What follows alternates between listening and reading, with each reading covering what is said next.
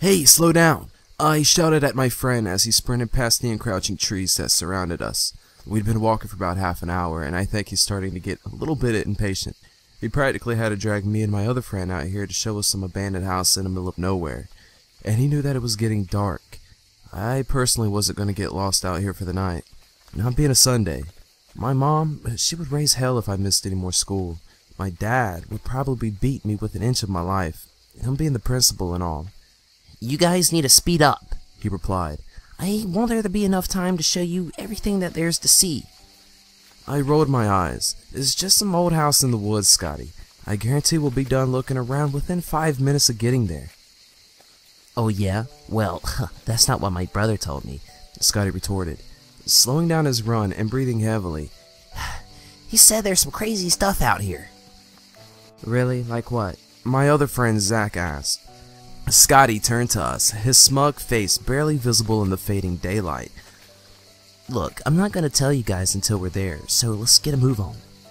The three of us continued to walk in the same pace, our shoes crunching on the dead leaves that covered the forest floor. Upstate New York really didn't have the largest woodland areas, but when it was late in the fall and the sun set on these dead trees, the woods were a scary place to be. I wasn't getting scared though. I knew that Scotty just wanted to play a prank on Zach and me. This was his ploy to get us to crap ourselves and run home screaming.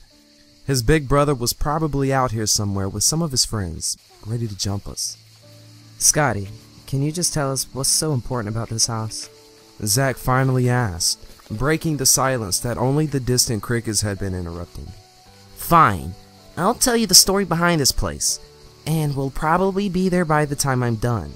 Scotty surrendered, turning to us and walking backwards. I was kinda hoping he'd trip and fall flat on his ass. "This used to be the house of Mary Very," he informed us, with an eerie tone in his voice. "Okay, well, who is she?" Zach asked. Even I turned and looked at him in surprise. Every kid in town knew about Mary. She had been the meanest old crow I'd ever met. All the kids knew to stay away from her, because if you got too close, she'd smack you hard upside your head. No one really complained since she was so old. Disregarding Zach's ignorance, I said, "Well, I really didn't realize she lived out here. What makes you think this is her old house?" "Wait a minute, guys. Seriously, who's Mary Very?" Zach demanded. Scotty ignored him too, addressing me instead. "I know it's her house, because my brother said it was." "Really, man, you can't be that stupid," I said, so unconvinced. Man, he could have been spouting a load of crap when he told you that. "Guys, who the hell is Mary Very?" Zach repeated, clearly getting annoyed by the lack of explanation. However, we just kept ignoring him. "Look, guys, I know he was telling me the truth, because right after he told me, our dad brought him into another room and started yelling at him. I don't think he wanted me to hear, but I could tell that he was telling my big bro not to tell me about it. That's how I know he was on the up and up," Scotty explained. "Yeah, Scotty, well, that's some solid evidence right there," I laughed. "Guys!" Zach shouted at the top of his lungs, sending an echo through the woods and causing a murder of crows to fly out of their perch. Their calls drowned out the crickets for a moment before they faded away with the birds. We both turned to Zach. "What?" "Really, guys, who is Mary Very?" he asked a final time. "Really, dude, how haven't you heard of her?" Scotty asked. "I guess it was before me and my family moved here," he explained. I had forgotten that he moved here into town a little after the old coop bit the dust. Mary Very was the single most heartless woman to ever live in this town. There was this one time, I even seen her kick a puppy walking by. She used to smack kids around with her cane for no good reason, and she'd always threaten us to stay away from her house, even though no one knew where she lived. "Christ, man, why did she do that?" Zach asked, amazed. "Shoot, man, we don't know. The old bat didn't really need a reason. She probably just did because she could," Scotty replied. "Scotty, why are you dragging us to her house?" I demanded. Exploring some dead woman's empty house was not how I wanted to really spend my Sunday night. Scotty snorted. Well, because now we can finally do what she always told us not to do. We could finally go onto her lawn and enter her house and break the windows and stuff. It's the ultimate revenge, you guys. I gave him a deadpan stare. Scotty, that's the dumbest thing I've ever heard. She's dead, you moron. Who really cares what we do to her house? You're missing the bigger picture. Scotty smiled. You know, there's got to be a reason why she didn't want us coming around. I bet there's a secret stash of treasure somewhere in that place. You know how old ladies are. They don't trust banks to keep their money safe after the Depression. She probably stuffed a lot of cash in the mattress or something. Raising an eyebrow, I asked, "Look, man, even if that was true, you don't think the police found it already? Or the real estate people? Or even relatives? Really, you think we're gonna find something?" He went silent for a minute, contemplating it. You know, man, I say it's worth a shot. Oh, shit. Scotty fell backwards, tripping over a small garden fence and landing flat on his ass. Zach and I couldn't help but to laugh. "You alright, man?" I asked, holding a hand out. Scotty grabbed my hand, and we both pulled. "Yeah, I'm fine," he groaned, a bit embarrassed, but otherwise uninjured. All three of us looked at the poorly kept garden. No plants grew anymore, just weeds popping up here and there, all in the dried up soil. We looked past the neglected garden to find an equally neglected lawn, which led up to a small, broken down old house. Freaking A, I told you guys it was here. Scotty beamed victoriously, running past the garden and towards the house. "Hold on, you dummy," I shouted after him. "Don't just barge in there." Scotty stopped and turned back to me. "Come on, dude, it's obviously empty." "Well, that doesn't mean we should start splitting up," I warned. A pompous grin spread over his face. Oh, how I really wanted to crack him right then. "You're not scared, are ya?" he teased. I knew that was going to come out sooner or later. "You know what? Screw you, Scotty. Go fall into the basement and get stranded here for all I care." Scotty frowned. "Fine then, I'll go find the cash by myself, and you two won't get a penny of it." With that, he ran to the front door, kicking it in and disappearing into the house. Great, I thought to myself. Should we go after him? Zach asked. I shook my head. Dude, that's just what he wants us to do. You realize that he brought us out here to try to scare us, right? Yeah, I figured, he said, kicking the grass. Instead of following Scotty into the house, we walked the circumference of the yard. It seemed like a perfect circle. There was the house in the middle, the garden to the south, and a small utility shed to the west. There wasn't a road or even a walkway to be seen. I wonder how she got to the main road from here. I wondered out loud. Yeah, man, I was thinking the same thing. An old lady couldn't really have walked all the way into town from this place, right? Zach asked. Man, I really don't know, I replied. It didn't make any sense. I'd never seen Mary Berry drive a car before, but she couldn't have walked through these woods every day. Definitely not at her age. The sun had almost completely set, and the only light came from the soft glow of the gray clouds overhead. Suddenly, I felt a strong feeling to leave the woods. At that moment, it was the last place I wanted to be. We should go, Zach. Zach looked at me with surprise. We can't just leave Scotty. I turned to the house and cupped my hands over my mouth. Scotty, we're leaving in 10 seconds, so you need to hurry up and get out here if you don't want to walk home alone. 15 seconds passed, and no sound came from the house. I turned and headed for the garden. Really, dude, you're leaving? Zach asked. I told him 10 seconds, man, and then gave him an extra 5. Yeah, I'm leaving. I'd almost made it to the garden before realizing that I couldn't hear Zach's footsteps behind me. I turned once again to see him walking into the front door. Dude, what are you doing? I shouted. He turned to me. Man, making sure he's okay. I slapped my hand on my face. Dude, he's just being a prick. Just let him walk home alone. Zach shook his head. I'd rather find out he was just being a prick, man, than leave him here if he really got hurt. Then he turned his back to me, and the darkness swallowed him as he entered the house.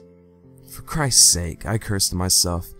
You know, I really didn't feel like giving Scotty the satisfaction of going in there, but on the other hand, walking home by myself really didn't sound like an attractive option either.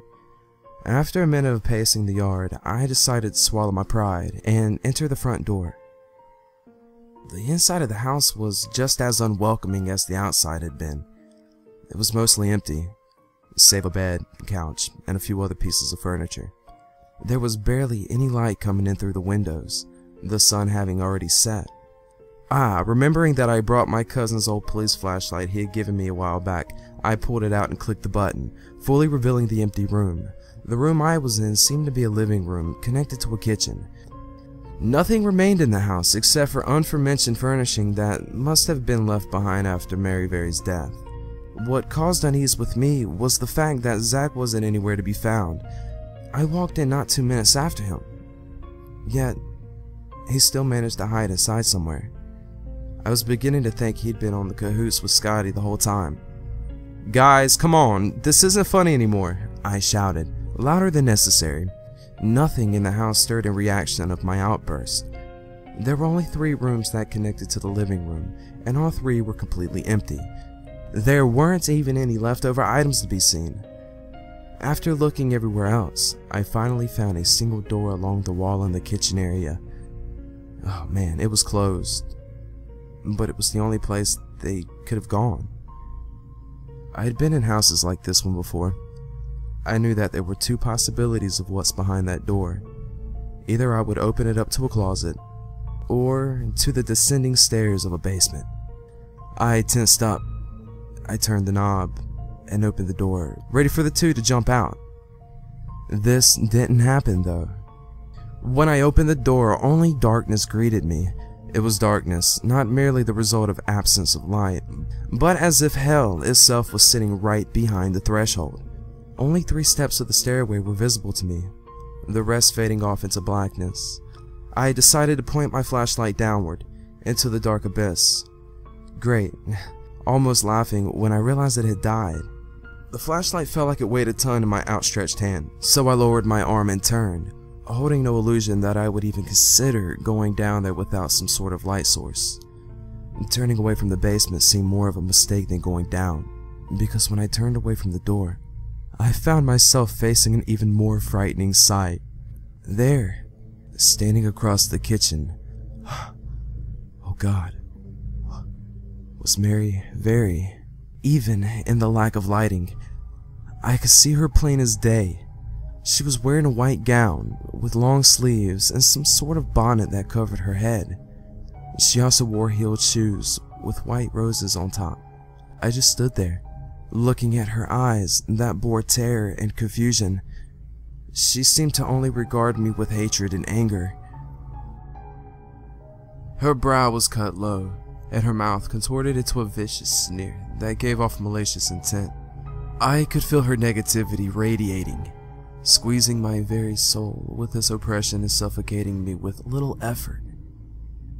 My breathing became short, sporadic, and my whole body shook violently, but I couldn't move otherwise. She stepped closer, now cautiously but forebodingly, like a lion would stand against a threat to its den.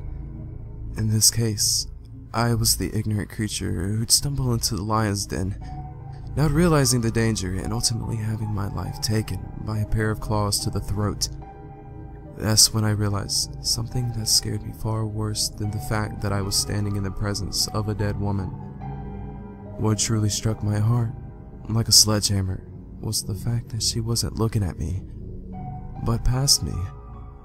She wasn't sneering at my presence, but the presence of something far more menacing. This force was behind me, just coming out of the bowels of the house. It must have climbed the steps from the basement when I had my back turned, and now it loomed over me, oppressing in its presence, but far more threatening than Mary Very. Now Mary looked at me directly, and her expression changed from one of anger to one of sympathy. Her eyes began to water, and for some reason, so did mine. We both stood there for those few seconds, crying over something I had yet to even understand. I couldn't feel my flashlight in my hand anymore. I must have lost my grip on it, but I never heard it hit the ground. I didn't turn to face whatever monster stood behind me, but somehow, I knew it wouldn't make a difference. Then I felt a hand on my shoulder. At first it was just a firm grip, but then it squeezed hard, causing pain to shoot through my body. The pain only lasted a second or two though, because then I felt my head shake violently before I fell to my knees. Then I felt myself falling even further, plummeting into a pit of nothingness. I no longer felt pain or fear or anything at all. I simply continued to fall, all the way down through the plane of existence, until there was nowhere else to go. Then my consciousness left me.